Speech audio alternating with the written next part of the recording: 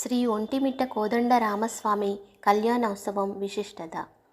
ఆంధ్రప్రదేశ్లోని కడప జిల్లాలో ఉన్న పవిత్ర క్షేత్రం ఒంటిమిట్ట. అక్కడ వెలసిన శ్రీ కోదండరామస్వామి దేవాలయం అనేది భక్తి, శాంతి, ధర్మానికి ప్రతీకగా నిలిచిన దివ్యక్షేత్రం. ప్రతి సంవత్సరం శ్రీరామనవమి సందర్భంగా జరిగే కళ్యాణోత్సవం ఈ ఆలయానికి ప్రత్యేక మహిమను తెచ్చిపెడుతుంది. శ్రీరామచంద్ర ప్రభువు చంద్రదేవునికి ఇచ్చిన మాట ప్రకారం చైత్ర పౌర్ణిమ రాత్రి చంద్రుని వెన్నెలలో ఈ కళ్యాణం జరుగుతుంది.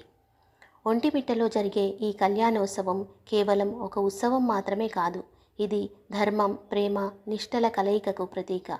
శ్రీరాముడు పరిపూర్ణ పురుషోత్తముడు, సీతమ్మ పవిత్రత, సహనం, అంకిత భావానికి ప్రతిరూపం. ఈ ఇద్దరి దివ్య వివాహం మనకు గృహస్థాశ్రమ ధర్మాన్ని, పరస్పర గౌరవాన్ని, ఆదర్శ దాంపత్యాన్ని నేర్పుతుంది.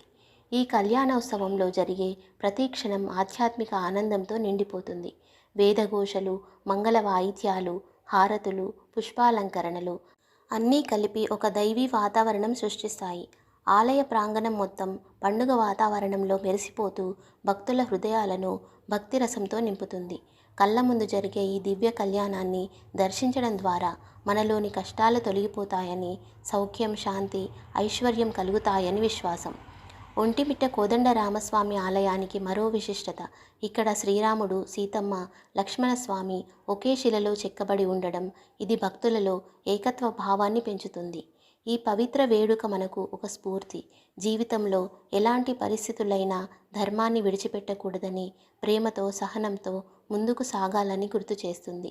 శ్రీరాముడి ఆశీస్సులతో ప్రతి ఇంట్లో సుఖశాంతులు నిండాలని, ప్రతి హృదయంలో భక్తి దీపం వెలగాలని మనసారా కోరుకుందాం. జై శ్రీరామ్.